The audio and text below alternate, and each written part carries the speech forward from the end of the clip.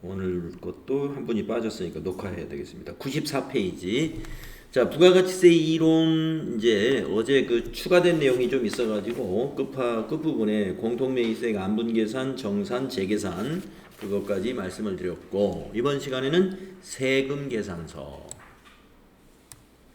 자, 세금계산서에 특별히 추가된 내용은 없습니다. FAT 1급에 있는 내용 그대로입니다. 자, 세금계산서라는 것은 공급하는 자가 공급받는 자에게 교부하는 세금 영수증입니다. 세금계산서의 종류는 종이와 전자세금계산서로 나누어지죠. 예. 그 전자세금계산서는 그 의무발급 대상자가 있죠. 그래서 법인과 개인사업자 중에서 여 밑에 나오네요. 전자세금계산서 의무발급 대상자는 법인과 그 다음에 개인사업자 중에서 1억 원 이상 공급가액의 합계액이 과세 면세 합쳐서 직전 연도 걸 따지는데 직전 연도 거의 사업장별로 과세와 면세를 합쳐서 1억 원 이상인 개인사업자는 전자세금계산서 의무발급 대상자가 된다. 법인은 전부 의무발급 대상자이다. 이게 왜 7월 달부터 적용이 되느냐 하면은요, 이 직전 연도의 과세 공급가액의 합계는 직전 연도 2기 확정 신고가 끝나봐야 알기 때문에 2기 확정 신고는 그 다음에 1월 달에 하거든요. 그러니까 1기부터는 1월 1일부터가 1기인데 이 의무 발급 대상자의 적용을 1월부터 할 수가 없겠네요. 그래서 2기 7월 1일부터 적용이 됩니다. 그래서 사실상 2023년도부터 적용되는 것은 7월 1일부터 적용이 된다는 거죠. 그래서 현재는 1억 원 이상이다. 그리고 예고가 되어 있는데 내년 7월 1일 이후부터는 8천만 원 이상이면 개인사업자 의무발급 대상자가 된다.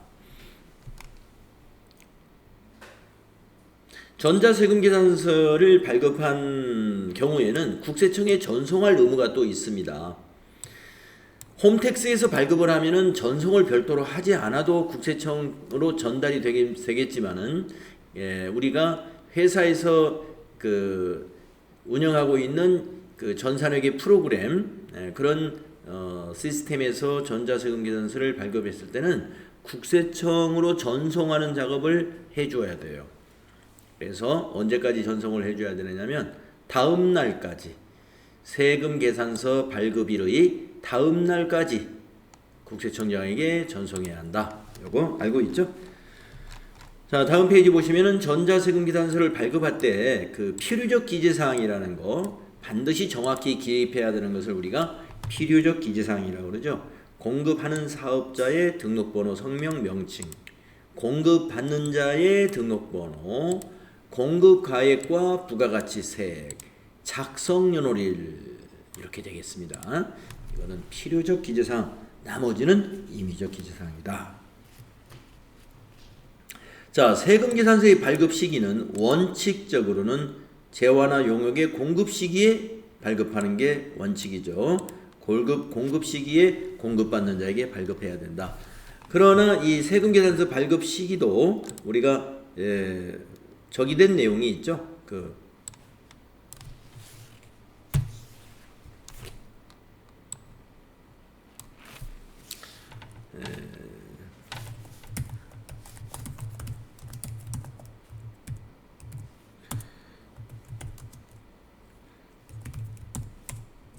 공급 시기에 발급하는 것이 원칙이다. 여기 있고, 두 번째는 공급 전에 발급하고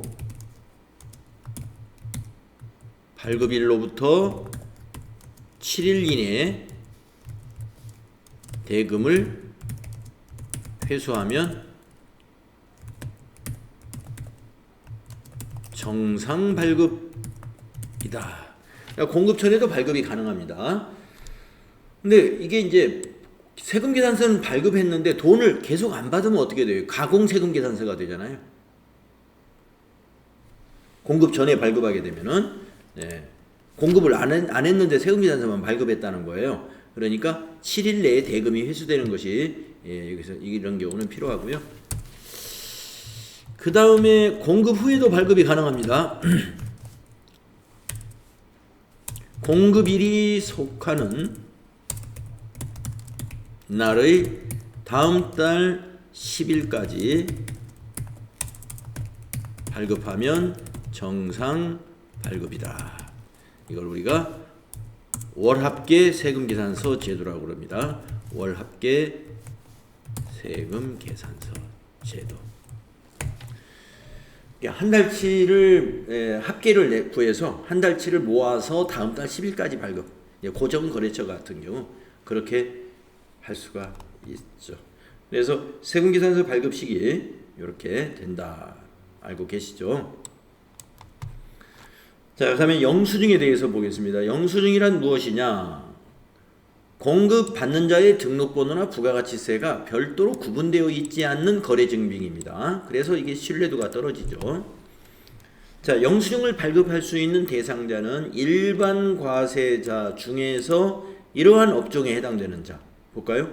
소매업, 음식점, 숙박업, 미용, 욕탕, 유사 서비스업, 여객운송업, 입장권을 발행하여 경영하는 사업자, 변호사, 회계사, 전문직 사업자, 우정사업 조직이 소포 우편물을 방문하여 배달하는 용역, 주로 사업자가 아닌 소비자에게 재화 또는 용역을 공급하는 사업자, 부동산 중개업 등.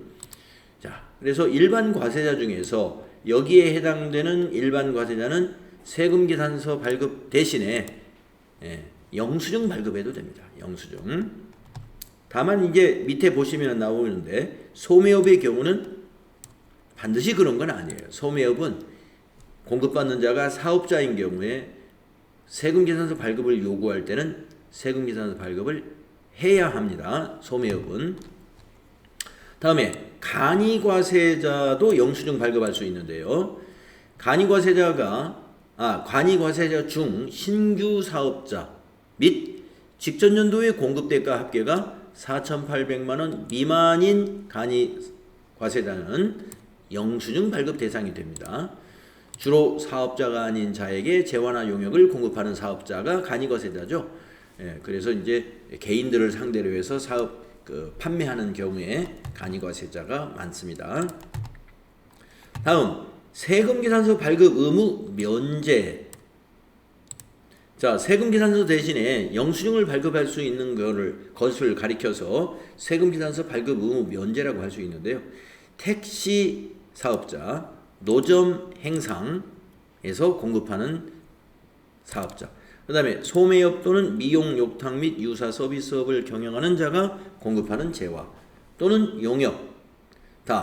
다만 여기 있죠. 다만 소매업의 경우에는 공급받는 자가 세금계산서 발급을 요구하지 아니하는 경우로 한정한다라고 했기 때문에 공급받는 자가 자기의 사업자 등록증을 가져와서 여기로 세금계산서 발급을 요구할 때는 발급을 해줘야 된다는 말이죠.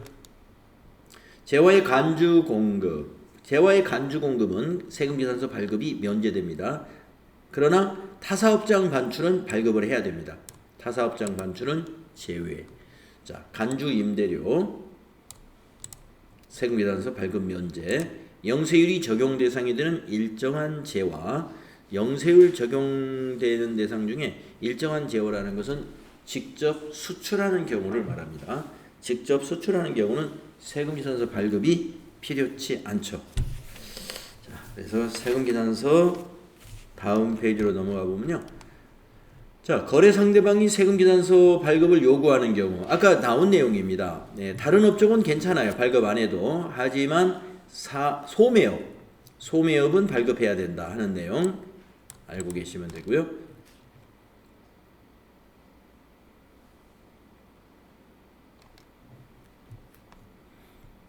주 2에 보면은 영세율 적용 대상 거래 중에서 세금계산서를 발급해야 하는 거래는 다음과 같다. 수출하는 경우를 제외하고 국내 업체 간의 수출품 가공 거래 같은 것은 국내 업체 간의 거래이기 때문에 세금계산서를 발급하는데 영세율 세금계산서를 발급하면 됩니다. 내국신용장에 의한 거래, 한국국제협력단이나 한국국제보건의료재단에 공급하는 재와 한국에 있는 단체죠. 또 수출재와 임가공, 국내 업체 간에 임가공하는 것을 말합니다. 영세율 세금계산서를 발급해야 됩니다. 자, 97페이지 부가가치세의 신고와 납부. 이것도 FAT 1급 교재에 있는 내용 그대로입니다. 신고와 납부, 애정신고 납부. 애정신고 납부는 직전 과세기간 공급가액이 1.5억 원 이상인 법인 애정신고 납부 의무적으로 해야 되고요. 개인 사업자는 원래는 애정신고 납부를 안 하고 고지 납부만 하면 되는데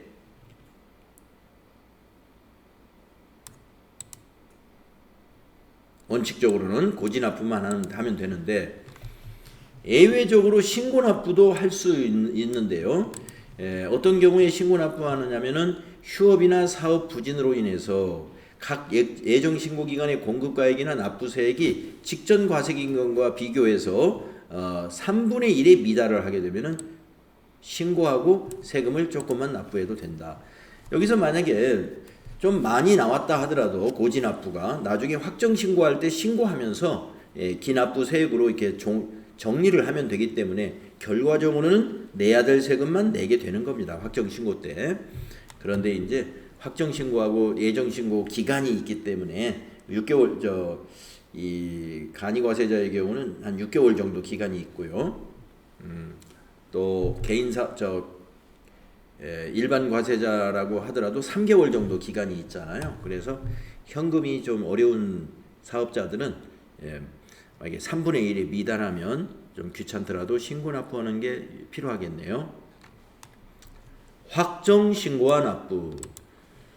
확정신고는 애정신고 때 신고한 걸 빼고 신고를 하는 것이죠. 한번 읽어보겠습니다. 사업자는 각 과세기간에 대한 과세표준과 납부세액 또는 환급세액을 그 과세기간이 끝난 후 25일 이내에 납세지관할 세무서장에게 신고하고 해당 과세기간에 대한 납부세액을 납부해야 한다. 다만 애정신고를 한 사업자 또는 조기환급을 받기 위하여 신고한 사업자는 이미 신고한 과세표준과 납부한 납부세액 또는 환급받은 환급세액은 신고하지 아니한다. 당연하죠. 폐업을 한 경우에는 언제 신고하느냐? 폐업일이 속하는 달에 다음 달 25일 내에 재고에 대한 부가세를 납부해야 됩니다. 자, 다음은 환급에 대한 것을 정리했습니다. 환급에는 일반 환급이 있고 조기 환급이 있습니다.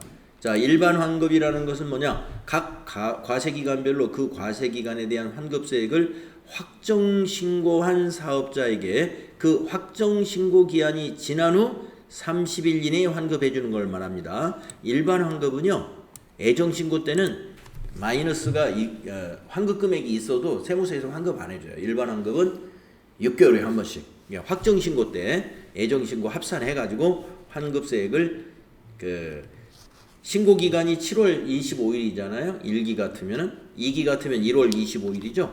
그로부터 30일 이내에 환급을 해줍니다. 일반 환급.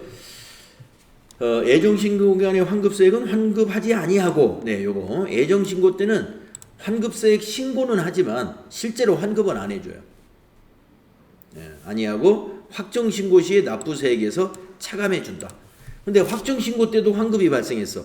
그러면 확정신고 때 환급 발생한 것과 애정신고 때 환급 안 해준 거, 그걸 합산해서 한꺼번에 환급을 해준다. 이런 말씀입니다. 자, 그렇기 때문에 일반 환급은 환급을 받는데 시간이 오래 걸린단 말이죠. 그래서 무슨 제도가 있느냐? 조기 환급 제도가 있어요. 그래서 조기 환급을 받을 수 있는 대상자는 영세율 적용 사업자, 영세율 적용 사업자, 그리고 사업 설비를 신설하고 사업을 확장 증축한 사업자, 이런 사업자하고 마지막으로 재무구조 개선 계획을 이행 중인 사업자. 그래서 뭐 재무구조 개선 이행이라는 것은 기업이 이제 우선 뭐 보호 요청을 해가지고 회생이 들어갔다든가 이럴 때 이제 재무구조 개선 계획을 이행하고 그러죠. 그래서 사정이 안 좋은 기업입니다. C의 경우도. 자, 이런 경우에는 조기 환급을 신청할 수가 있습니다. 조기 환급은 예정 신고 기간 중에도 됩니다. 예정 신고 기간. 그리고 그 예정 신고 기간이 3개월이잖아요. 그 중에서 매월 할 수도 있어요. 또 2개월에 걸쳐서 할 수도 있어요. 첫 번째 달 안 했으면은 2달치를 모아서 할 수도 있습니다. 그래서 예정 신고 기간 중에 3개월치 모아서 할 수도 있고 매월 할 수도 있다.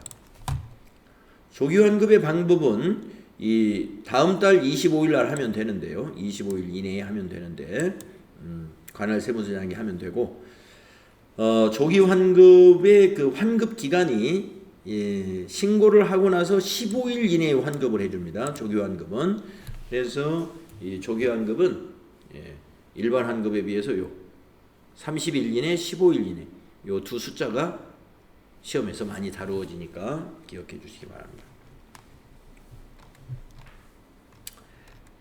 가산세 부분은 이제 FAT 1급에서는 아마 교재 가산세, 부가가치세 가산세가 나오진 않았는데요. 자, TAT 2급에 이론 교재에 가산세가 있지만 나중에 부가세 신고서 작성할 때는 또 가산세가 안 나와요. 신고서 작성할 때는 TAT 1급에 나와요, 이게. 자, 하지만 가산세가 이론 시험에서 나오는데 가산세 종류가 너무 많아요. 그래서 그동안 나왔던 것만 제가 딱 찍어 줄 테니까 그것만 외워두시고 되게 한번 나왔던 것이 반복해서 나옵니다. 자, 한번 쭉 살펴보겠습니다. 자, 사업자 등록증 미등록이나 허위 등록 가산세가 있는데요. 미등록은 또 허위 등록 다 두 개 다 공급가액의 1% 가산세가 붙습니다. 다음 세금계산서 관련된 거로 가보겠습니다. 세금계산서 관련된 가산세가 굉장히 여러 가지가 있는데요. 그동안 기출문제에서 나왔던 게 이것과 이것이 나온 적이 있습니다. 그러니까 보기로 등장하거나 실제로 질문을 했거나 하는 문제가 나왔었는데 하나는 세금계산서 지연발급, 하나는 세금계산서 미발급입니다. 지연발급은 공급가액의 1%가 가산세고요. 미발급은 공급가액에 대해서 2%가 가산세입니다. 그러면 세금계산서의 발급 시기에 대해서 아까 우리가 미리 정리를 했었죠. 공급 시기에 발급하는 게 원칙이에요. 네. 그러나 제일 늦게 발급한다면은 다음 달 10일까지 발급해도 되죠. 월합계 세금계산서 개념으로.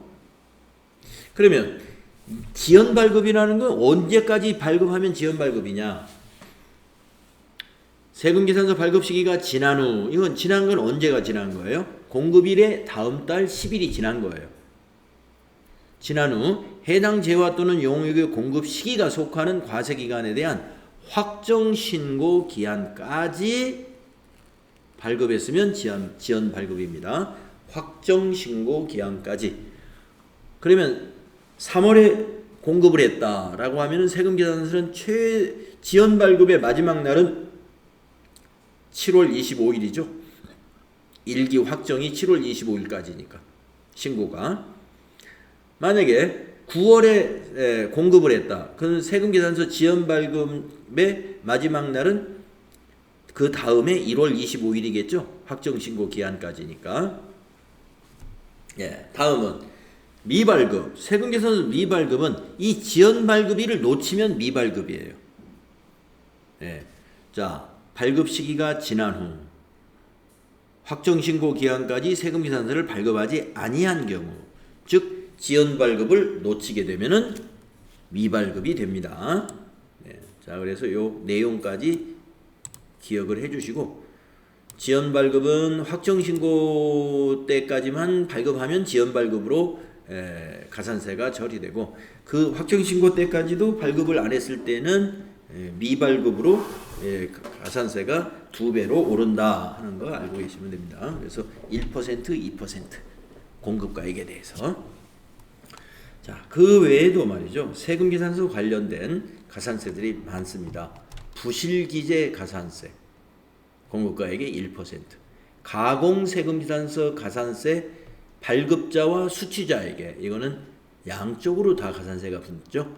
발급한 사람, 수취한 사업자 3%씩. 가공이라는 것은 거래가 없었는데 서류만 세금 계산서만 발급받고 발급한 경우를 말하죠. 또 타인 명의의 세금 계산서를 발급하고 수취한 경우 발급자와 수취한 자에게 모두 2%씩 가산세가 붙습니다. 또 과다 기재한 세금 계산서를 발급하고 수취한 경우에도 두 곳에다가 과다 기재한 금액에 대하여 2%씩 가산세가 붙습니다. 다음 페이지로 넘어가 볼까요? 자, 우리가 세금 계산서의 경우는 그 세금 계산서 합계표라는 걸 제출해야 돼요. 전자세금 계산서를 국세청에 전송했다 하더라도 이미 전자세금 계산서는 국세청에 보내놨으니까 그 세금 계산서를 별도로 제출할 필요는 없고 종이 세금 계산서라면 별도로 세금 계산서도 제출해야 됩니다. 그러면서 합계표도 같이 만들어야 돼요. 그래서 우리가 매출처별 세금 계산서 합계표, 매출처별 계산서 합계표 이런 거 많이 조회해 봤었죠? FAT 1급 시험 준비하면서. 자, 그래서 이 세금 계산서 합계표 관련해서 합계표 미제출은 공급가액의 0.5%, 부실 기재는 0.5%, 합계표 지연 제출은 0.3% 이렇게 가산세가 있습니다. 그 다음에 매입처별 세금 계산서 합계표도 마찬가지. 매입자도 불성실의 경우 전부 0.5%. 이 불성실이라는 말은 미제출, 부실기재, 지연제출이 다 이 안에 설명이 나와 있는 겁니다. 다음에 전자세금계산서 관련된 그 가산세가 시험에 나온 적이 있습니다. 예. 그래서 요 두 가지가 지금 여기는 전송 불성실이라고 했는데요. 전송 불성실이 두 가지잖아요. 그래서 명칭을 붙이자면은 여기 위에 거는 지연전송이고요.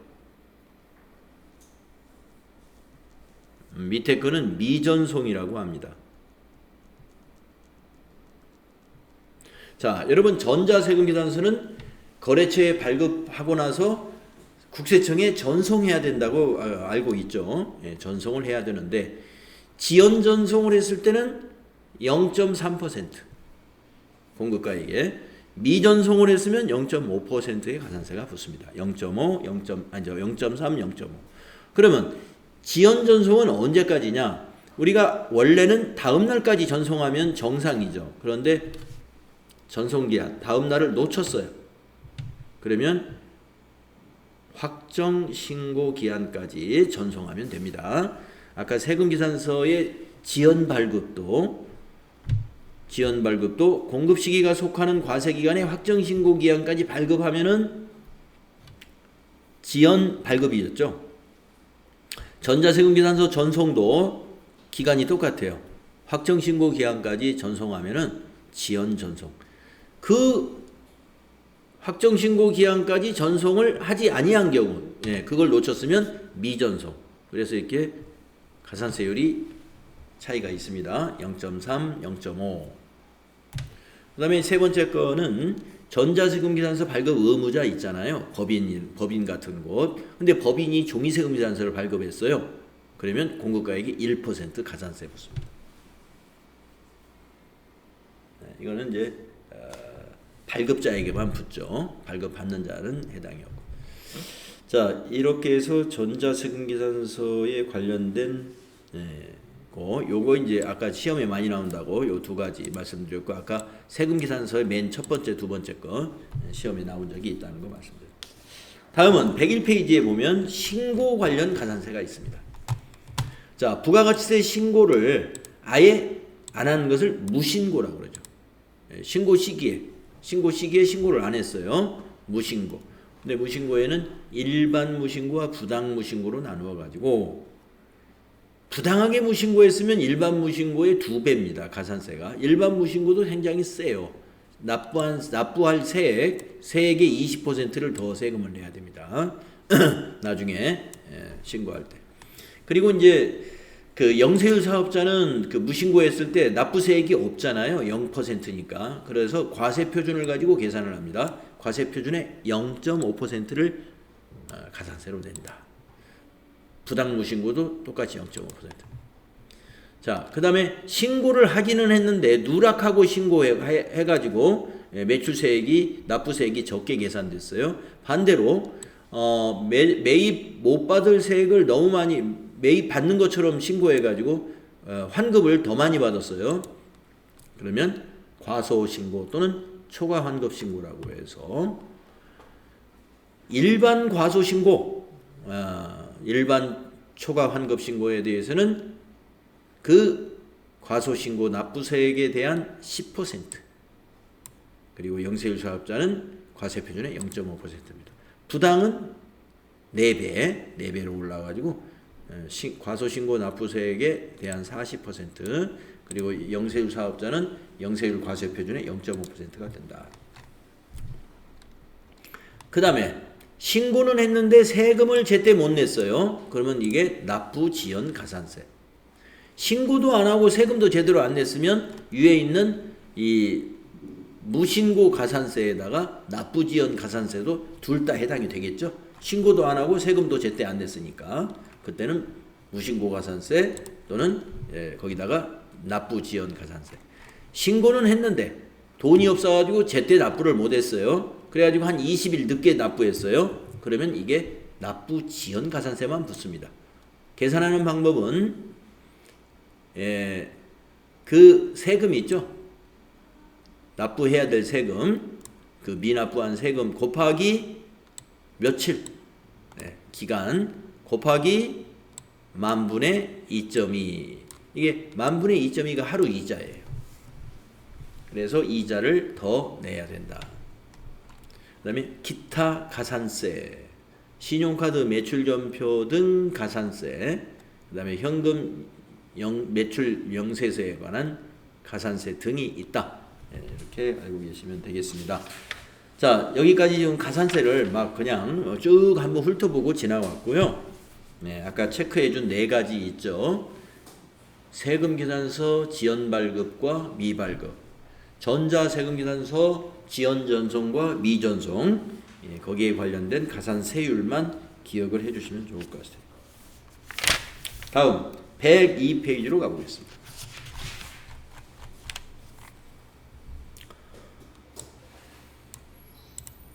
자, 간이과세자에 대한 부분을 별도로 제7절에서 다루었는데 간이과세자의 적용 대상을 보겠습니다.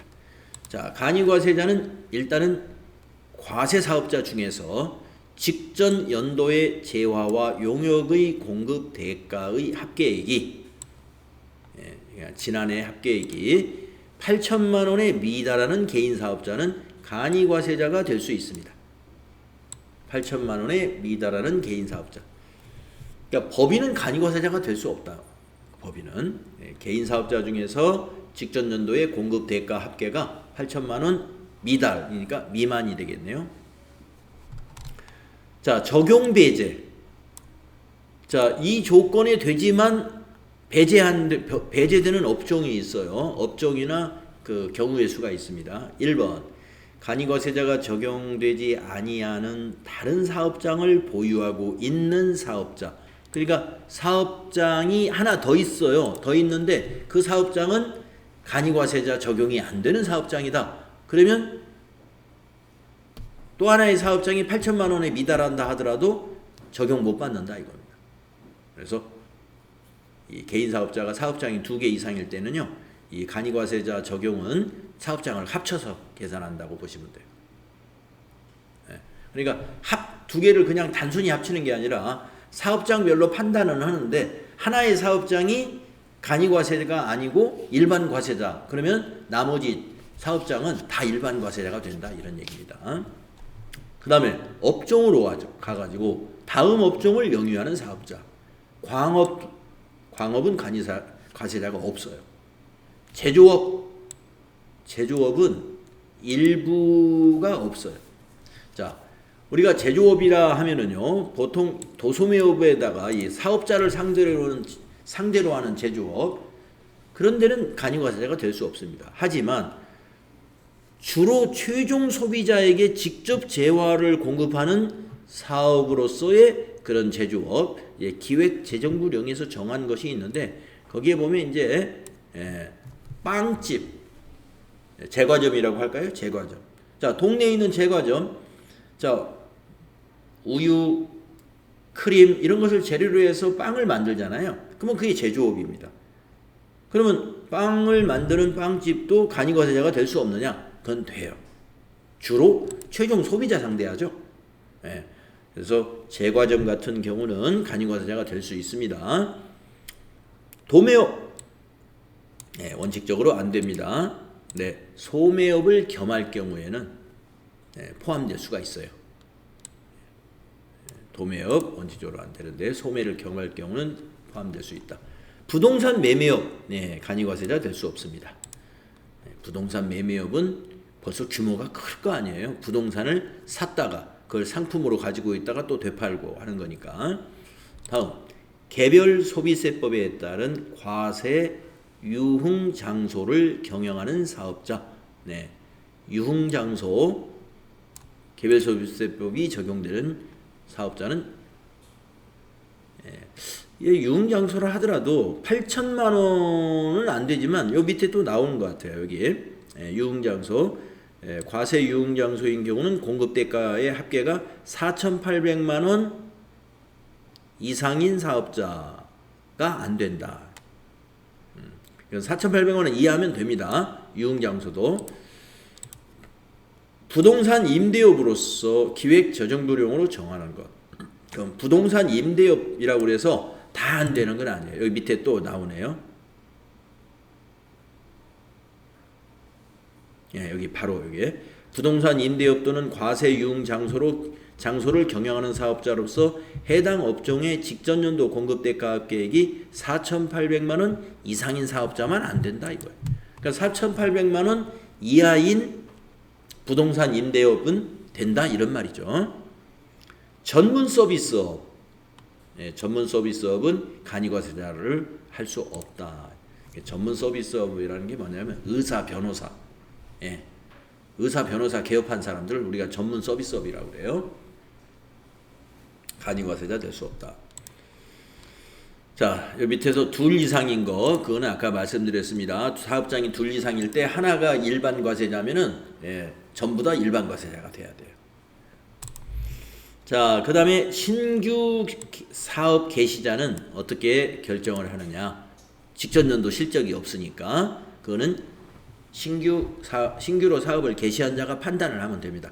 신규로 사업을 시작하는 개인 사업자는 사업을 시작한 날이 속하는 연도의 공급 대가가 8천만 원에 미달될 것으로 예상이 되면 납세지 관할 세무서장에게 간이과세 적용 신고를 하여 간이과세를 적용받을 수 있다. 그러니까 이제 신규로 사업을 시작하려고 하는데 나는 전부 다 최종 소비자 상대하는 조그만한 동네에 소매점을 할 거라 이거죠. 그래서 나는 간이과세자를 적용받겠다 하면은 해줍니다. 근데 이제 그 다음 해가 사업연도가 바뀌었어요. 직전연도 실적이 나왔습니다. 그때 8천만 원을 초과했다. 그러면 간이과세자를 할 수가 없죠.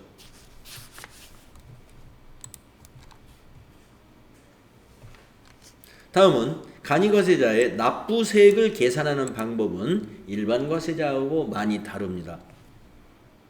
자, 납부세액 계산이 일반과세자는 매출세액 마이너스 매입세액으로 납부세액을 계산하죠. 그런데 간이과세자의 납부세액 계산은 이렇게 합니다. 과세 표준이 공급 대가예요. 공급 대가 곱하기 업종별 부가가치율을 정부에서 매년 발표를 합니다. 그래서 그 부가가치율이라는 건 우리가 이익률이라고 생각을 하면 좋은데요. 과세 표준에다가 이익률을 곱해가지고 거기에 10%를 납부세액으로 계산을 해서 최종 납부세액이라는 건 뭐냐? 간이과세자에게도 가산세도 있고 세액공제도 있어요.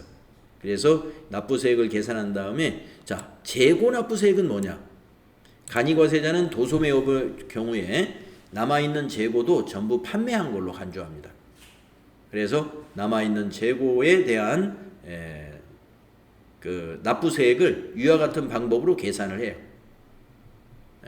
그리고 세액공제 받을 수 있는 부분이 있어요. 세액공제 받는 거 빼고 또 예정 부과한 세금이 있으면 기납부세액으로 빼고 또 가산세에 해당되는 것이 있으면 가산세 더해서 최종 납부세액이 결정이 된다. 그래서 여기 납부세액 이거 최종 납부세액보다는 이거를 꼭 알아둘 필요가 있어요. 위에 있는 납부세액 계산. 자, 그러면 간이과세자의 과세표준이 뭐냐? 103페이지 위에 간이과세자의 과세표준은 일반 과세자하고 다르다 이거예요. 간이과세자의 과세표준은 해당 과세기간의 공급 대가다. 일반 과세자는 공급 가액을 과세표준이라고 하죠. 간이과세자는 공급 대가다. 업종별 부가가치율. 네, 아까 그 과세표준에다가 업종별 부가가치율을 곱한 다음에 10% 곱해서 그 저기 납부세액을 계산한다 그랬잖아요. 자, 업종별 부가가치율 여기에 이익률이라고 보시면 됩니다. 정부가 이렇게 정해놨어요. 소매업 15%, 제조업 20%, 숙박업 25%, 건설업 30%, 금융보험업 40%, 그 밖에 서비스업은 30%. 이렇게 해당 업종에 자기 회사의 업종에 해당되는 부가가치율로 과세표준을 곱한 다음에 곱하기 10% 하면 납부세액이 나옵니다. 자, 세액공제 부분이 있다고 그랬죠. 간이과세자. 매입 세금 계산서를 많이 받아놓으면요. 매입 세금 계산서를 거기에 나와 있는 매입세액을 다 해주는 건 아니고 0.5%. 그 세금 계산서에 있는 합계 금액의 0.5%를 세액공제해줘요. 세금 계산서 수취했다 해서. 그 다음에 신용카드 매출전표하고 현금 영수증을 많이 발행하잖아요. 그러면 매출을 투명하게 유지했다 해서 신용카드 매출전표 등 발행 세액공제를 또 조금 받을 수 있습니다. 다음 전자신고 세액공제. 우리가 일반 과세자도 전자신고하면은 10,000원 세액공제 해주잖아요. 그 얘기입니다. 간이과세자도 전자신고 세액공제 10,000원 적용받는다. 그래서 이 세액공제 할 거 빼서 최종 납부세액이 결정이 된다 이 말이죠. 자, 그러면 간이과세자의 신고와 납부는 언제 하느냐? 예정 부과 납부. 예정은 말이죠. 신고하지 않고 부과해서 원칙적으로 고지서를 받으면 납부하면 됩니다. 서류를 만들 필요가 없어요. 편하죠. 그러니까 자, 간이과세자의 예정신고 기간은 1월 1일부터 6월 30일까지의 6개월치를 7월 25일 날까지 납부하면 됩니다. 25일까지, 7월 25일까지. 세무서에서 고지서가 날라오기 때문에 그대로 그냥 내면 돼요. 그러면 세무서에서 어떻게 납부할 세액을 알고 고지서가 오느냐? 여기 설명 나옵니다. 사업장 관할 세무서장은 간이과세자에 대하여 직전 과세기간에 신고한 게 있잖아요. 그래서 직전 과세기간에 대한 납부세액의 2분의 1 하면 대충 비슷하겠죠. 사업이 큰 변화가 없었다면. 그래서 2분의 1에 해당하는 금액을 예정신고 기간의 납부세액으로 결정하여 예정부과 기한까지 징수한다. 그러니까 7월 25일까지 납부하라라고 징수한다 이 얘기입니다. 자, 근데 간이과세자도 우리가 아까 일반 과세자의 예정신고에서 신고납부가 가능하다고 했듯이 간이과세자도 고지서가 날라왔는데 우리가 계산한 거하고 많이 차이가 나요. 우리가 계산한 건 뭐냐? 사업이 부진해가지고 직전 과세기간에 3분의 1에 미달을 해요. 우리가 계산해 보니까. 그러면 요것만 내도 돼요. 그 대신 신고서를 작성해가지고 고지서 날라온 건 무시하고 신고해서 납부해주면 됩니다. 그 얘기.